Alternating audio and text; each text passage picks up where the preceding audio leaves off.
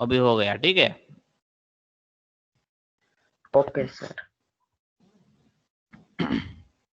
अब हमारा next problem क्या है कि हमें क्या करना है, जो भी नंबर दिया हुआ है हमारे एल्गोरिदम के लिए, ठीक है, उसका क्या हमें फाइंड करना है, स्क्वायर फाइंड करना है, ठीक है। क्या फाइंड करना है, स्क्वायर फाइंड करना है। तो उसके एल्गोरिदम के लिए कितने इनपुट रिक्वायरमेंट होंगे, हमारे एल्गोरिदम के लिए इनपुट कितने रिक्वायरमेंट होंगे, कितने इनपुट चाहिए, 3।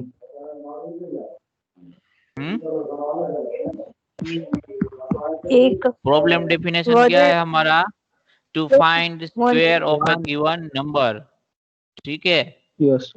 गिवन नंबर, एक ही नंबर दिया होगा तो आपका इनपुट कितना रहेगा, एक रहेगा, और आपको आंसर भी कितना मिलेगा, एक ही आंसर मिलेगा, तो आउटपुट में भी कितना रहेगा आपके पास, 1 रहेगा, ठीक है। समझ में आ रहा है सबको? Yes sir. अभी इसके एल्गोरिदम लिखते हैं, तो एल्गोरिदम क्या होगा, इनिशियल स्टेप हमारा जो स्टार्ट का रहेगा, दूसरे स्टेप में क्या करेंगे हम, read value of, for example उसको बोल देते हैं, क्या बोल देते हैं, एन। एन की वैल्यू को क्या करेंगे, हम रीड करेंगे। एन में कौन सी वैल्यू हम देंगे कि जिस नंबर का हमें क्या फाइंड करना है, स्क्वायर फाइंड करना है, उसको एज ए एन हम कंसीडर करेंगे।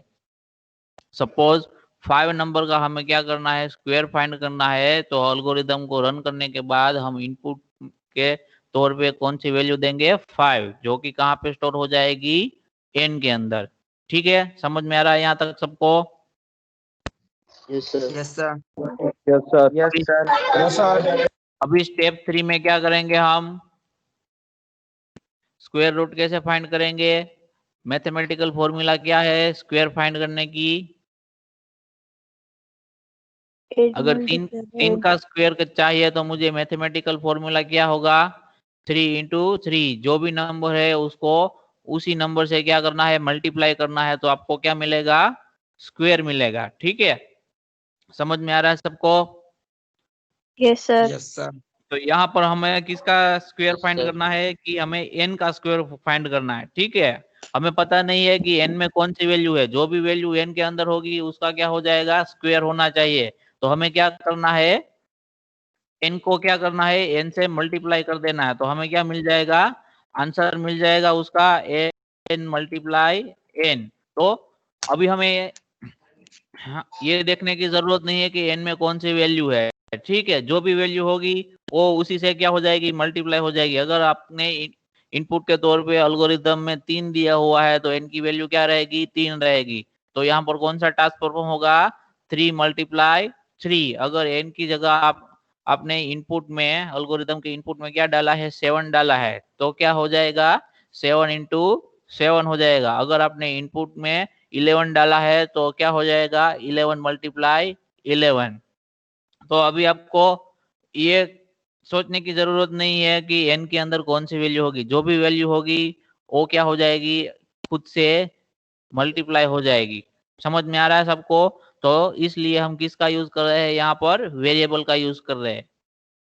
समझ में आ रहा है सबको? Yes sir. Yes sir. Okay. अभी हमने ये स्क्वायर का आंसर तो फाइंड कर लिया, लेकिन उसको हमने कहीं पर स्टोर करवाना होगा, ठीक है, कोई दूसरे वेरिएबल में। फॉर एग्जांपल उस वेरिएबल का नाम ले लेते हैं हम, कौन सा, आंसर, ठीक है। वेरिएबल को क्या बोलते हैं हम, आंसर बोल देते हैं। और मल्टीप्लीकेशन का जो भी आंसर आएगा वो कहाँ पर स्टोर करवाएंगे हम, आंसर का जो वेरिएबल है हमारा उसमें स्टोर करवाएंगे।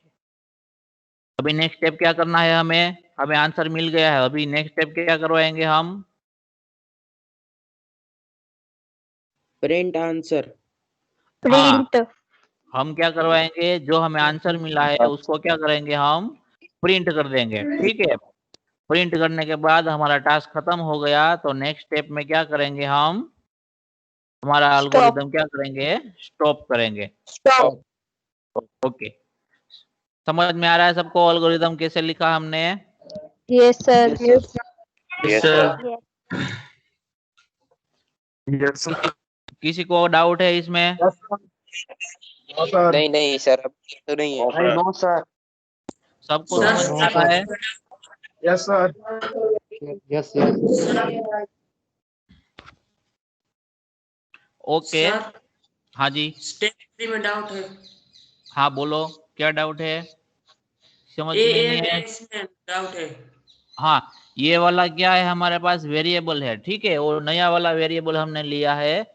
हमने क्या किया, n मल्टीप्लाई n किया, इसका जो भी आंसर रहेगा वो हमने कहाँ पे स्टोर करवाया, ans नाम का जो नया वेरिएबल हमने लिया उसके अंदर स्टोर करवाया। ये वेरिएबल है ans, ठीक है। जैसे हम काउंट लेते थे, सम लेते थे, उसी तरह का वेरिएबल है। और लेकिन यहाँ पर हमने नाम क्या किया, चेंज किया है। नाम क्या रखा है इस पर, हमने ans नाम रखा है इसका। आप वेरिएबल का कोई भी नाम रख सकते हो, ठीक है। ठीक है सर। समझ में आ गया अभी? Yes Yes, sir. sir. Yes और, सर। और कोई किसी को डाउट है इसमें? No sir. No okay, sir. तो इसके लिए फ्लो चार्ट तो बना लोगे ना आप? सिंपल है। Yes, sir. यस सर, बना Yes, लेंगे। sir. ओके, तो नेक्स्ट प्रॉब्लम की ओर बढ़ते हैं हमें। अब हमें क्या फाइंड करना है, हमने एडिशन फाइंड कर लिया कि हम अप टू n नंबर तक हमने क्या कर लिया, एडिशन कर लिया कि 1 से 10 नंबर तक का एडिशन करना है, 1 से 20 नंबर तक का एडिशन करना है। तो उसके लिए हमने एल्गोरिथम देख लिया। अभी आपको क्या करना है, कोई भी अप टू n नंबर है वहां तक का आपको क्या करना है, मल्टीप्लीकेशन फाइंड करना है।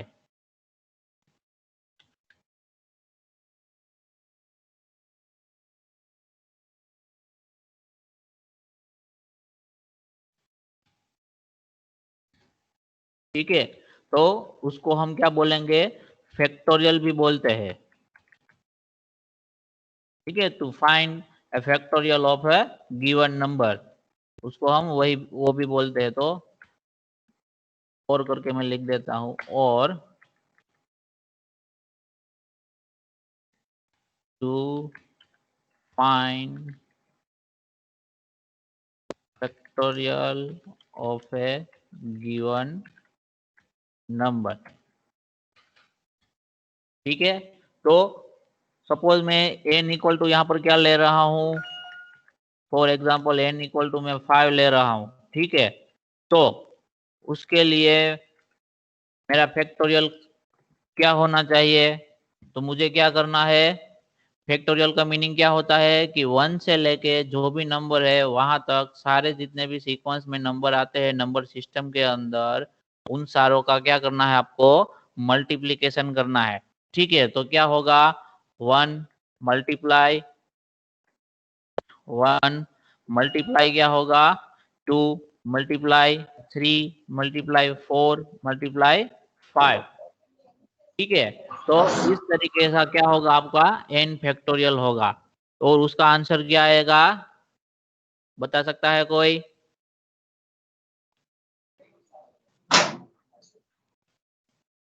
100. 120. 120. 100. 120. 100 120, और कोई आंसर है? 120. 120. ओके, आंसर क्या है? 120 सर। 120, answer is 120। ठीक है। 120. कैसे निकालेंगे, तो 5 इंटू 4 क्या होगा, 20, 20 इंटू 3 क्या होगा, 60, 60 इंटू 2 तो क्या होगा, 120, तो 120 इंटू 1 तो क्या रहेगा, 120, तो क्या आंसर क्या आएगा, 120, ठीक है। समझ में आ गया फैक्टोरियल के प्रोसेस क्या हमें फॉलो करना Yes, है, sir. हमें क्या हमें एल्गोरिथम किसके लिए डेवलप करना है, कि क्या होना चाहिए, ये सारी प्रोसेस होनी चाहिए। हमारा जो नंबर है वो क्या होना चाहिए, पहले 1 से मल्टीप्लाई होना चाहिए, फिर 2 से, फिर 3 से, फिर 4 से, फिर 5 से, ठीक है। तो इस तरीके का प्रोसेस हमें बिल्ड करना है एल्गोरिदम के जरिए। तो उसके लिए हम क्या लिखेंगे, एल्गोरिदम लिखेंगे। तो एल्गोरिदम में इनपुट कितने रहेंगे आपके, यहाँ पर कितने होंगे इनपुट, वन 1 1 आउटपुट कितने रहेंगे? 1 वन एक इनपुट One. रहेगा और एक आउटपुट रहेगा, ठीक है। अभी हम स्टेप 1 से करते हैं। स्टेप 1 ऑलवेज हमारा क्या रहेगा? स्टार्ट रहेगा। स्टेप 2 क्या रहेगा हमारे पास? यहाँ पर रीड रीड करेंगे हम, ठीक है, और उसको बोल देते हैं हम एन वेरिएबल, ठीक है। अभी स्टेप 3 में क्या करना है हमें? याद करो, हमने जो मल्टीप्लाई करना है। एन नंबर तक का हमने एडिशन फाइंड किया था, तो उनमें हमने क्या लिया था? सम का एक वेरिएबल लिया था और दूसरा कौन सा लिया था? कौन सा था Count. दूसरा वेरिएबल? काउंट था, ठीक है। काउंट से हम क्या करवा रहे थे? हर बार क्या करवा रहे थे? जो सीक्वेंस में नेक्स्ट नंबर आ रहा था उसको जनरेट कर रहे थे काउंट से, ठीक है। इनिशियली काउंट क्या था हमारा? 1 था, और हम उसमें क्या कर रहे थे कि एक बार टास्क परफॉर्म होने के बाद हर एक बार काउंट को 1 से इंक्रीमेंट करते थे, तो हमारा क्या होता था? जो नंबर सिस्टम में नेक्स्ट नंबर जो भी आता था वो जनरेट होता था, ठीक है। पहले 1, फिर उसमें ऐड करते थे 1, तो क्या होता था? नेक्स्ट टाइम 2 होता था, फिर उसमें फिर से एडिशन करते थे तो नेक्स्ट टाइम क्या होता था? 3। तो नंबर सिस्टम के जो भी नंबर आते थे सीक्वेंस में वो जनरेट करते देता था कौन? हमारा काउंट वेरिएबल, ठीक है। और सम के अंदर हम उसको क्या कर रहे थे? ऐड कर रहे थे। तो इनिशियली सम की वैल्यू क्या थी हमारे पास? 0 थी। Yes. Yes. Yes, sir. Initially sum की वैल्यू हमारे पास क्या थी? 0 थी। और काउंट की वैल्यू क्या थी हमारे पास? 1 1 थी, ठीक है। तो काउंट की वैल्यू हम 1 ले लेते हैं यहाँ पर भी, क्योंकि हमें 1 से ही स्टार्ट करना है, ठीक है। यहाँ पर देख लो, आपको कहाँ से मल्टीप्लिकेशन स्टार्ट करना है? 1 से। तो सम में भी हम क्या कर रहे थे? 1 से कर रहे थे, ठीक है। तो अभी मैं सम की जगह पर यहाँ पर दूसरा वेरिएबल का यूज कर रहा हूँ, क्योंकि हर बार आपको जो वेरिएबल यूज करने हैं वो क्या होने चाहिए? जिस काम के लिए हम उसको यूज कर रहे हैं उसके साथ मीनिंगफुली क्या होना चाहिए? अटैच होना चाहिए। फॉर एग्जाम्पल, हम सम के लिए यूज कर रहे थे तो हमने कौन सा वेरिएबल लिया? सम वाला। यहाँ पर हम क्या कर रहे हैं? फैक्टोरियल फाइंड करने के लिए वेरी एल्गोरिदम लिख रहे हैं, तो हमारा जो भी आंसर होना चाहिए वो फॉर एग्जांपल फैक्टोरियल जैसा ही होना चाहिए, ठीक है। तो फॉर एग्जांपल उस वेरिएबल का नाम मैं क्या ले लेता हूँ? यहाँ पर फैक्टर करके ले लेता हूँ, जो कि शॉर्ट फॉर्म है ऑफ फैक्टोरियल का, ठीक है। तो वेरिएबल का नाम ऐसे चूज करना है आपको जो क्या लगे? मीनिंगफुल लगे, यानी कि आपने लिखा है कोई भी एल्गोरिदम और कोई दूसरा पर्सन उस एल्गोरिदम को पढ़ता है तो उसको पता चलना चाहिए सारे वेरिएबल से कि कौन सा वेरिएबल का यूज क्या हो रहा है, ठीक है। यहाँ पर काउंट का हमने यूज किया है, क्यों? क्योंकि हमें काउंट करना है कि कहाँ कौन से नंबर तक हमें हमारा टास्क परफॉर्म करना है, तो हम काउंट करेंगे, तो उसके लिए हमने काउंट का यूज किया है, ठीक है, जो कि मीनिंगफुल है। तो ये एल्गोरिदम कोई भी पढ़ेगा तो उसको पता चलेगा ये नाम को पढ़ के कि पर्टिकुलर वेरिएबल का यूज पर्टिकुलर टास्क के लिए हुआ है, ठीक है। समझ में आ रहा है सबको? तो ठीक उसी तरह हमने यहाँ पर क्या यूज किया है? जो भी हमारा फैक्टोरियल का आंसर आएगा उसको स्टोर करने के लिए हमने क्या किया है? फैक्ट नाम का वेरिएबल का यूज किया हुआ है। समझ में आया सबको यहाँ तक? Yes, sir. Yes, sir. अभी फैक्टोरियल की Sir. वैल्यू में क्या रखूं इनिशियली? आप बताओ। 0 5 वन 1 5 वन 1 क्यों रखेंगे 1 हम? कोई बता सकता है reason? So 1 by Sir, 1 is a universal number. One से चालू मल्टीप्लिकेशन सर 0 से नहीं होगा? मैं 0 रखूंगा तो क्या होगा? जैसे तब 0 आएगा 0 हाँ, सम में के हमने साथ क्या प्लस किया था? होगा यहाँ ना? पर मैं स्टेटमेंट लिखता हूँ कि सम के लिए हमने क्या किया था? Sum is equal to sum plus जो भी है वो कौन सा काउंट है उसको किया था, ठीक है। तो उसमें क्या हो रहा था आपका? 1 + 2 + 3 + 4 + 5 ऐसे हो रहा था, ठीक है, अप टू जो भी एन नंबर है वहां तक। यहाँ पर हमें क्या करना है कि हमारे पास फैक्ट है, ठीक है। तो फैक्ट जो है उसका क्या करना, हमें यहाँ पर मल्टीप्लीकेशन करना है नेक्स्ट जितने भी नंबर आ रहे हैं उसके साथ। समझ में आ रहा है? फैक्टोरियल फाइंड करने के लिए क्या करना, हमें मल्टीप्लीकेशन Yes. करना है।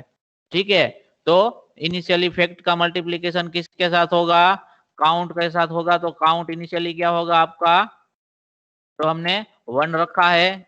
ठीक है, तो 1 इंटू 2 इंटू 3 इंटू 4 इंटू 5 ये आंसर आना चाहिए हमारे पास अप टू n तक। ठीक है, तो इनिशियली काउंट हमने 1 रख दिया है। ठीक है, तो वो मल्टीप्लाई करेगा। अगर फैक्ट आप 0 रखोगे तो मल्टीप्लीकेशन 0 के साथ किसी का भी मल्टीप्लीकेशन का आंसर क्या होगा आपके पास, 0. 0. 0 होगा। ठीक है, होगा। तो अगर आपको मल्टीप्लीकेशन की सीरीज डेवलप करनी है तो आपको इनिशियली जो भी जिसमें भी आप आंसर स्टोर कर रहे हो यानी कि फैक्ट है उसको कहाँ से इनिशियलाइज करना है, 1 से। तो 1 मल्टीप्लाई 1 होगा तो आंसर क्या रहेगा, 1 रहेगा। One. फिर से दोबारा नेक्स्ट इटरेशन आएगा उसमें 2 से मल्टीप्लाई होगा तो 1 मल्टीप्लाई 2 तो क्या आंसर हो जाएगा 2। 2.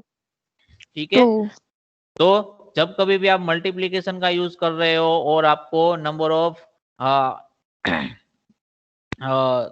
वैल्यू को क्या करना है, आपको मल्टीप्लाई करना है, तो इनिशियली आपको क्या रखना है, जो भी वेरिएबल है उसकी वैल्यू 1 रखनी है। ठीक उसी तरह आप सीरीज में सम करवा रहे हो तो इनिशियली सम की वैल्यू क्या रखनी है, 0 रखनी है, क्योंकि उसमें कुछ होना नहीं चाहिए। ठीक है, अगर यहाँ पर 1 होगा तो एक आंसर में एक बढ़ के आएगा, तो आपको सम 0 रखना है और फैक्ट की वैल्यू क्या रखनी है, यानी कि मल्टीप्लीकेशन के टाइम पे जो भी वेरिएबल है उसकी वैल्यू क्या रखनी है, आपको 1 से इनिशियलाइज करनी है। समझ में आ रहा है सबको? Yes, yes sir. Sir, yes sir. Yes, ठीक है, sir. तो ये काउंट और फैक्ट दोनों को हमने क्या कर दिया, यहाँ पर इनिशियलाइज कर दिया, दोनों को 1 से इनिशियलाइज किया है। अभी नेक्स्ट स्टेप में क्या आएगा हमारे पास, हमें क्या करना है, फैक्ट और काउंट का मल्टीप्लिकेशन करना है और बाद में जो भी आंसर आएगा उसको फिर से कहाँ पे स्टोर करना है, आपको फैक्ट के अंदर स्टोर करना है। ठीक है, तो क्या करेंगे, कंप्यूट फैक्ट और फैक्ट मल्टीप्लाई क्या करेंगे हम, काउंट। Count. यानी कि काउंट में जो भी वैल्यू होगी वो फैक्ट के साथ क्या होगी, मल्टीप्लाई होगी और उसका जो आंसर आएगा वो फिर से कहाँ पे स्टोर होगा, फैक्ट के अंदर। तो नेक्स्ट स्टेप क्या होगा, स्टेप 5 में क्या करोगे आप, अभी इनिशियली काउंट की वैल्यू क्या है, 1 है, तो 1 का मल्टीप्लीकेशन हो गया तो आंसर 1 आ गया। अभी नेक्स्ट वैल्यू क्या होनी चाहिए हमारे पास, 2 होनी चाहिए। ठीक है, तो वो कैसे चेंज होगी, तो काउंट को क्या करेंगे हम, इंक्रीमेंट करेंगे। Yes, sir. Yes or no? Count को हम Yes, यस सर। इंक्रीमेंट करेंगे कैसे, 1 से। One. ठीक है, काउंट 1 को से। हम 1 से इंक्रीमेंट करेंगे। कैसे करेंगे, तो काउंट प्लस 1 जो भी आंसर आएगा उसको क्या करेंगे, हम फिर से काउंट में स्टोर करवा देंगे, तो काउंट क्या हो जाएगा, 1 से इंक्रीमेंट हो जाएगा। अभी स्टेप 6 में क्या करेंगे हम, Yes. क्या करेंगे, So go to 4th. Go to fourth direct लिख दूं मैं ऐसे, Step गो 4 टू में. No, step sir. 4। If statement. हाँ, अगर ऐसे में लिख देता हूं तो क्या हो जाएगा, आपका एल्गोरिदम इनफाइनाइट टाइम तक चलता ही रहेगा, क्योंकि इसमें एग्जिट का कोई कंट्रोल ही नहीं है। ठीक है, एक बार आप इस लूप में अंदर चले गए तो क्या होगा, इनफाइनाइट टाइम चलते ही जाओगे, स्टेप 4 और स्टेप 5 एग्जीक्यूट होता ही रहेगा हर एक बार। ठीक है, तो जब कभी भी आप लूप का यूज करो, यहाँ पर हम किसका यूज कर रहे हैं, लूप का यूज कर रहे हैं। किसके यूज से, गो टू के यूज से हम क्या कर रहे हैं, लूप का यूज कर रहे हैं। तो जब कभी भी आप लूप का यूज करो तो आपके पास क्या होना चाहिए, एग्जिट कंट्रोल होना चाहिए। तो एग्जिट करने के लिए मैं यहाँ क्या कंडीशन लिखूंगा, if less than n। Condition क्या लिखूंगा मैं, if count if less than n। Less than n. If count Less is less than or equal Count. to n. Less than equal to 10. n। N. ठीक है, N. तो आपको क्या जाना है, स्टेप 4 पे, यानी कि जब तक आपका काउंट की वैल्यू है वो n से छोटी है या फिर n के जितनी है, तब तक आपको क्या करना है, आपका जो भी टास्क है मल्टीप्लीकेशन का और उसके बाद इंक्रीमेंट का, वो दोनों टास्क क्या करने हैं, परफॉर्म करने हैं। ठीक है, जब काउंट की वैल्यू n से ज्यादा हो जाती है तब आपको ये टास्क परफॉर्म नहीं करना है, यानी कि आपका अल्गोरिदम को क्या करना है, स्टॉप कर देना है। ठीक है, तो स्टॉप करने के लिए मैं यहाँ पर एल्स करके भी लिख सकता हूँ, ऐसे कि एल्स गो टू स्टेप 7। ठीक है, ऐसे भी मैं लिख सकता हूँ। अगर इफ के साथ एल्स नहीं लिखा हुआ होता है और कंडीशन फॉल्स हो जाती है तो क्या होता है, ऑटोमेटिक कहाँ होता है, नेक्स्ट स्टेप एग्जीक्यूट हो जाता है। ठीक है, समझ में आ रहा है सबको? अगर इफ के साथ एल्स नहीं लिखा हुआ है तो जब कंडीशन फॉल्स होगी तो ऑटोमेटिक कौन सा स्टेप हो जाएगा, एग्जीक्यूट, उसके बाद का जो भी स्टेप आता है वो एग्जीक्यूट हो जाता है। अगर कंडीशन सही होता है तो अकॉर्डिंग टू जो भी आपने लिखा हुआ है उसके हिसाब से काम होता है। यहाँ पर हमने क्या लिखा हुआ है, कंडीशन ट्रू होने पर कि हमें कहाँ जाना है, स्टेप 4 पे, तो वो कहाँ जाएगा, स्टेप 4 पे जाएगा।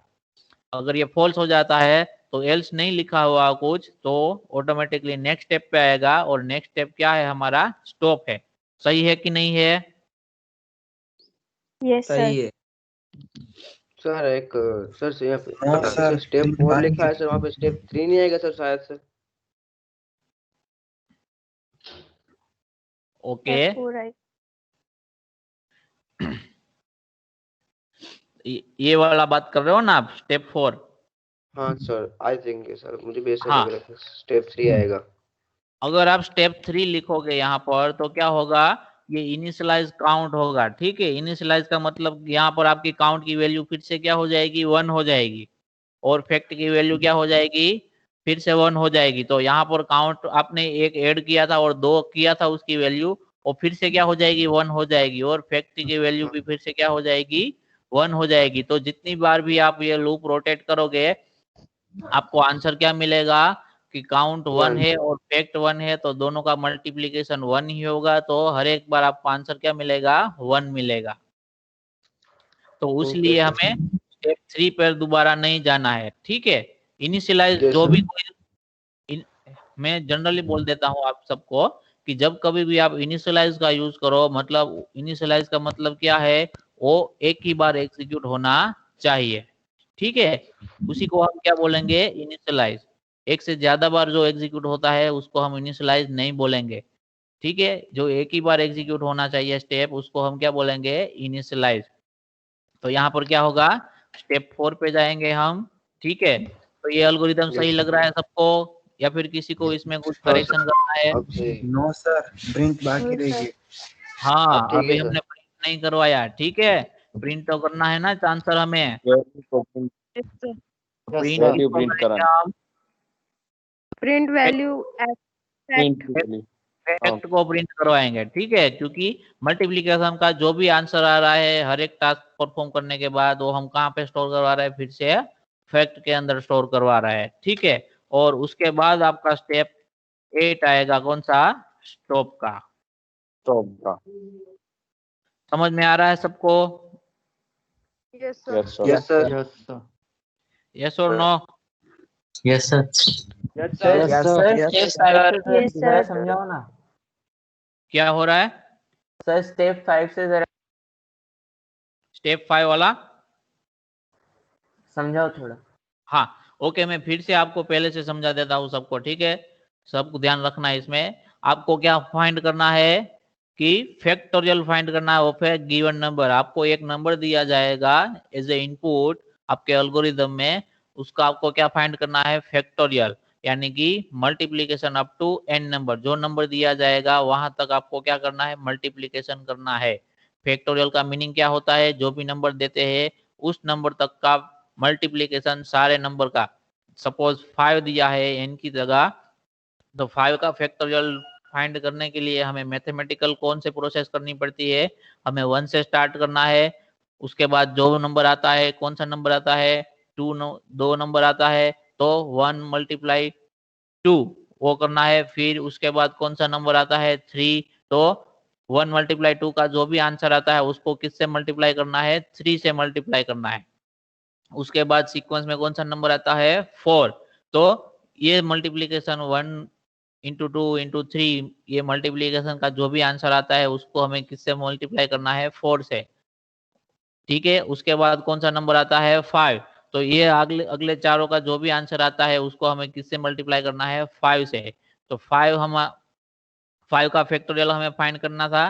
तो उस केस में हमने कहां तक मल्टीप्लाई किया, 5 तक, 1 से लेके। अगर आपको n इक्वल टू क्या है आपके पास, n इक्वल टू आपके पास 7 है, ठीक है। तो उस केस में आप क्या करोगे, मल्टीप्लीकेशन आप कहां तक करोगे, 1 2 3 4 5 6 7 तक मल्टीप्लाई करोगे, और उसके बाद जो भी उसका आंसर आएगा वो आपको मिलेगा। तो उसको क्या बोलोगे आप, फैक्टोरियल। समझ में आ रहा है फैक्टोरियल कैसे फाइंड करना है आपको? Yes, sir. ठीक है। sir. Yes, sir. Yes, sir. तो कोई भी प्रॉब्लम आपके Yes, पास है sir. तो पहले आपके पास क्या होना चाहिए, उस प्रॉब्लम का सॉल्यूशन होना चाहिए कि सॉल्यूशन कैसे फाइंड करना है। ठीक है, तो ये हमने सॉल्यूशन निकाल लिया यहाँ पर कि हमें सॉल्यूशन निकालना कैसे है। तो ये मैथमेटिकल टर्म में ऑन पेपर हमने सॉल्यूशन निकाल लिया। अब इन सॉल्यूशन को आपको किस में कन्वर्ट करना है, एल्गोरिदम में। अगर आप इस सॉल्यूशन को एल्गोरिदम में कन्वर्ट कर पाते हो तो बाद में इस एल्गोरिदम को आप प्रोग्राम में कन्वर्ट कर पाओगे। ठीक है, फिर उसके लिए आप कंप्यूटर प्रोग्राम बना सकते हो। तो जो भी आपका पेपर वाला सॉल्यूशन है उसको आपको अभी किस में कन्वर्ट करना है, एल्गोरिदम में। ठीक है, तो पेपर वाला सॉल्यूशन ये है, क्या है कि n की जो भी वैल्यू है उस नंबर तक हमें क्या करना है, मल्टीप्लीकेशन करना है 1 से लेके जो नंबर दिया हुआ है वो। तो इन जनरल में बात कर देता हूँ कि n है हमारा वैल्यू है, हमें पता नहीं है कि यूजर कौन सी वैल्यू डालेगा। तो अभी हमें क्या करना है, मल्टीप्लीकेशन करना है, कहां तक करना है, ओके, अप टू n। ठीक है, जो भी नंबर n का होगा वहां तक हमें क्या करना है, मल्टीप्लीकेशन। तो हमें क्या मिलेगा, हमारा फैक्टोरियल का आंसर मिलेगा। तो हमें क्या करना है, 1 से स्टार्ट करना है और n तक क्या करना, हमें मल्टीप्लाई करना है। ठीक है, तो ये हमारा टास्क हो गया इन जनरल एल्गोरिदम के लिए। समझ में आ रहा है सबको ये statement? Yes, sir. Yes, sir. Yes, sir. Okay Yes, sir. Okay, ठीक है, तो आगे बढ़ते हैं। तो एल्गोरिदम डेवलप करने के लिए हमें क्या चाहिए, इनपुट चाहिए, एक इनपुट वेरिएबल चाहिए हमें। वो कौन सा, कि हम जिसमें स्टोर करवाएंगे कि हमें कहां तक मल्टीप्लिकेशन करना है। इन शॉर्ट, हमें किस नंबर के लिए फैक्टोरियल फाइंड करना है, तो वो नंबर की वैल्यू हम कहां पे स्टोर करवाएंगे, n के अंदर। ठीक है, तो बाद में हम कहां तक यह हमारा टास्क परफॉर्म करेंगे मल्टीप्लिकेशन का, कि जब तक n वैल्यू है वहां तक हम रीच हो जाते हैं तब तक हम ये टास्क परफॉर्म करेंगे। और आउटपुट के लिए हमें एक वेरिएबल चाहिए। ठीक है, तो हम एल्गोरिदम स्टार्ट किया, फिर नेक्स्ट स्टेप में हमने क्या किया कि हमने n की वैल्यू को रीड कर लिया कि हमें यह पता होना चाहिए कि हमें किस नंबर के लिए फैक्टोरियल फाइंड करना है, यानी कि हमें मल्टीप्लिकेशन जो 1 से स्टार्ट करके किस नंबर तक करना है। तो हमें कौन से नंबर तक करना है, n नंबर तक करना है। हमें पता नहीं है कौन सी वैल्यू है, लेकिन हमें वेरिएबल का नाम पता है। तो क्या होगा, वेरिएबल के अंदर जो भी वैल्यू होगी वहां तक वो टास्क परफॉर्म होगा। तो हमें वेरिएबल के रेफरेंस से काम करना है। ठीक है, तो जो भी वैल्यू होगी वो किसके अंदर स्टोर करवा दी, हमने n वेरिएबल के अंदर स्टोर करवा दी। यहाँ तक ठीक है सबको? Yes, sir. Yes, sir. Okay, आगे Yes, sir. बढ़ते हैं। Yes, sir. आगे बढ़ते हैं नेक्स्ट स्टेप में। नेक्स्ट स्टेप में हम दो वेरिएबल का यूज कर रहे हैं। एक तो है हमारा काउंट। काउंट वेरिएबल को हम किस चीज के लिए यूज कर रहे हैं, कि हमें क्या करना है, ये सीक्वेंस जनरेट करना है कि पहली बार 1 होना चाहिए, दूसरी बार 2 होना चाहिए, तीसरी बार 3 होना चाहिए, नेक्स्ट टाइम 4 होना चाहिए, उसके बाद 5, उसके बाद 6, उसके बाद 7 8 9 10 अप टू n तक। ठीक है, तो सीक्वेंस कैसे जनरेट करवाएंगे हम, उसके लिए हमने क्या किया, काउंट वेरिएबल का यूज किया। ठीक है, एक बार अगर हम टास्क परफॉर्म करते हैं तो उसके बाद क्या करेंगे, हम इस काउंट वेरिएबल की वैल्यू को 1 से इंक्रीमेंट कर देंगे। तो दूसरी बार हमें क्या मिलेगा, 2 मिलेगा। फिर ये टास्क दूसरी बार टास्क होने के बाद काउंट को हम फिर से 1 से इंक्रीमेंट करेंगे तो हमें नेक्स्ट टाइम क्या मिलेगा 3। तो काउंट वेरिएबल से हम क्या करवाएंगे, नंबर सीक्वेंस को जनरेट करवाएंगे। ठीक है, समझ में आ रहा है। तो उसके लिए हमने क्या यूज किया, काउंट वेरिएबल का यूज किया हुआ है। अभी फैक्ट वेरिएबल का यूज क्यों किया हमने, फैक्ट वेरिएबल के अंदर क्या करेंगे हम, जो भी मल्टीप्लिकेशन सीक्वेंस तो हमने जनरेट कर दी काउंट से, ठीक है, बाद में क्या करना है, उसका मल्टीप्लिकेशन भी करना है हमें। तो मल्टीप्लिकेशन करने के बाद, मल्टीप्लिकेशन कैसे करना है, तो कि इनिशियली 1 होगा, ठीक है, एक ही होगा, तो फैक्ट की वैल्यू क्या है आपके पास 1 है, ठीक है। फिर बाद में काउंट की वैल्यू 2 हो जाएगी, तो आपको 1 और 2 का मल्टीप्लाई करना है। फिर उसका जो आंसर आएगा उसको नेक्स्ट टाइम 3 से मल्टीप्लाई करना है।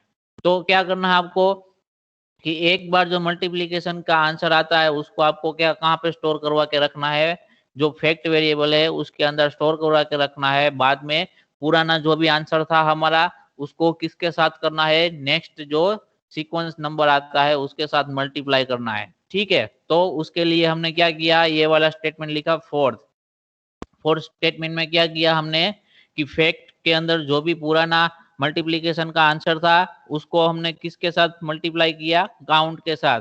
काउंट का काम क्या है कि सीरीज जनरेट करने का। तो इनिशियली क्या होगा, 1 होगा, उसके बाद 2 होगा, उसके बाद 3 होगा। तो ये मल्टीप्लिकेशन का आंसर बाद में आपको मिलता जाएगा, और हर एक बार जो नया आंसर आएगा वो आप फिर से कहाँ पे स्टोर करोगे, फैक्ट के अंदर। यहाँ तक समझ में आ रहा है सबको, स्टेप 4 तक? Yes, sir. Okay. Yes sir. तो स्टेप 5 में क्या करेंगे, स्टेप 5 में हम काउंट को इंक्रीमेंट करेंगे, ठीक है। काउंट को इंक्रीमेंट क्यों कर रहे हैं हम, क्योंकि हमें ये नंबर सीक्वेंस चाहिए हर, ठीक है। तो इनिशियली काउंट की वैल्यू क्या है, 1 है। अगर इंक्रीमेंट नहीं करोगे तो हर बार क्या होगा, काउंट की वैल्यू 1 रहेगी, और फैक्ट की वैल्यू तो ऑलरेडी 1 है ही, तो हर बार 1 इंटू 1, 1 मल्टीप्लाई 1 का आंसर क्या रहेगा, 1 ही रहेगा। तो आपको फैक्टोरियल नहीं मिलेगा। तो आपको क्या करना है, ये सीरीज जनरेट करना है। तो उसके लिए हमें क्या करना होगा, काउंट वेरिएबल को इंक्रीमेंट करना होगा 1 से। तो इनिशियली काउंट की वैल्यू क्या थी, 1 थी, तो 1 प्लस 1 करोगे तो काउंट की वैल्यू क्या हो जाएगी, 2 हो जाएगी। यहाँ पर वैल्यू 2 हो गई है, ठीक है, लेकिन उसको हमें फिर से फैक्ट की वैल्यू जो है उसके साथ मल्टीप्लाई करना है। तो उसके लिए हमने क्या किया, यहाँ पर कंडीशन चेक करवाया, ठीक है। कंडीशन चेक करवाया, क्या करवाया कि काउंट की वैल्यू है वो n से बड़ी हो गई है, तो हमें ये फिर से मल्टीप्लाई नहीं करवाना। अगर n से छोटी है तो क्या करना, हमें मल्टीप्लाई करवाना है। तो उसके लिए हम कहाँ जाएंगे, स्टेप 4 पे। जो स्टेप 4 पे क्या है, हमें मल्टीप्लीकेशन कर रहे हैं हम लोग, ठीक है। तो यहाँ पर काउंट की वैल्यू क्या है, 2 हुई यहाँ पर। तो 2 लेस देन और इक्वल टू n की वैल्यू क्या है, फॉर एग्जांपल हमारे पास 5 है, ठीक है। तो कंडीशन क्या होगा, ट्रू होगा। कंडीशन ट्रू होगा तो फिर से आप कहाँ जाओगे, स्टेप 4 में जाओगे। तो स्टेप 4 में क्या कर रहे हो आप, जो पुरानी फैक्ट की वैल्यू क्या थी, 1 थी, उसमें आप क्या कर रहे हो, जो काउंट की वैल्यू है उसके साथ मल्टीप्लीकेशन कर रहे हो। तो काउंट की वैल्यू अभी क्या हो गई है, 2 हो गई है, ठीक है। तो 2 मल्टीप्लाई 1, तो आंसर क्या रहेगा, 2 रहेगा। उसको हम फिर से कहाँ स्टोर करवाएंगे, फैक्ट के अंदर स्टोर करवा देंगे, ठीक है। और उसके बाद हमने 2 है, यहां तक हमारा सीक्वेंस कंप्लीट हुआ, ठीक है। अभी नेक्स्ट टाइम क्या आना चाहिए, 3। तो उसके लिए क्या करेंगे, हम काउंट में फिर से एक को ऐड करेंगे, जो कि काउंट की वैल्यू ऑलरेडी क्या है, 2 है, उसमें एक ऐड करेंगे तो क्या होगा, नेक्स्ट टाइम 3 हो जाएगा। और फिर से कंडीशन चेक करेंगे, 3 लेस देन इक्वल टू 5। तो कंडीशन ट्रू होगा तो फिर से हम कहाँ जाएंगे, यहाँ पर जाएंगे। तो अभी फैक्ट की वैल्यू क्या है, 2 है, उसको काउंट की वैल्यू जो कि 3 है उसके साथ मल्टीप्लाई करेंगे। तो आंसर क्या रहेगा, 2 मल्टीप्लाई 3, ठीक है। तो आंसर क्या रहेगा, 6। और जो भी आंसर आता है उसको हम कहाँ पे स्टोर करवाएंगे, फैक्ट के अंदर। और फिर से क्या करेंगे, काउंट को इंक्रीमेंट करेंगे। तो इस बार कौन सा नंबर जनरेट होगा, 4, ठीक है। तो नेक्स्ट टाइम क्या करेंगे, हम 6 इंटू 4 करेंगे तो क्या होगा, 24 आंसर आएगा। तो उसको हम क्या करेंगे, फैक्ट के अंदर स्टोर करवाएंगे। और क्या करेंगे, फिर से काउंट को 1 से इंक्रीमेंट करेंगे। तो नेक्स्ट नंबर कौन सा जनरेट होगा, 5 होगा तो कंडीशन यहाँ पर क्या होगी, हमने n इक्वल टू 5 लिया है तो 5 लेस देन इक्वल टू 5, तो कंडीशन ट्रू रहेगा यहाँ पर। तो फिर से स्टेप 4 पे जाएंगे। तो स्टेप 4 में फैक्ट की वैल्यू क्या है, अभी हमारे पास 24 है और काउंट की वैल्यू क्या है 5, तो 24 इंटू 5 तो क्या होगा 120 होगा, और वो कहाँ पे स्टोर होगा आपका फैक्ट के अंदर। फिर से क्या होगा, काउंट की वैल्यू इंक्रीमेंट होगी, अभी काउंट की वैल्यू 5 है, उसमें एक ऐड होगा तो क्या होगा 6 हो जाएगा। और उसके बाद अब जब कंडीशन चेक करोगे 6 लेस देन इक्वल टू 5 तो कंडीशन फॉल्स रहेगा। तो यहाँ पर हमने एल्स पोर्शन नहीं लिखा हुआ है, तो क्या होगा डायरेक्टली नेक्स्ट स्टेप पे चला जाएगा। और नेक्स्ट स्टेप पे हमने क्या लिखा है, हमें फैक्ट है जो उसको प्रिंट करवा दिया है। तो यहाँ पर फैक्ट की वैल्यू लास्ट में हमने क्या मिली थी 120 मिली थी, तो आंसर क्या प्रिंट होगा 120, और उसके बाद आपका एल्गोरिदम क्या हो जाएगा स्टॉप होगा। ठीक है, समझ में आ रहा है सबको अभी? Yes, sir. Yes, sir. अभी जो Yes, sir. डाउट था स्टेप 5 में जिसको वो क्लियर हुआ उसका डाउट, कि अभी भी डाउट है इसमें? हो गया सर, क्लियर हो गया। ओके, और किसी को डाउट है इसमें? No, sir. Not sir. सबको क्लियर हो गया है? Yes, sir. Yes, sir. Yes, sir. Clear. Okay, तो हम ये आज का लेक्चर यहाँ तक रखते हैं। Okay, sir. Okay sir. Okay, sir. Okay, sir. Okay, sir. Okay sir.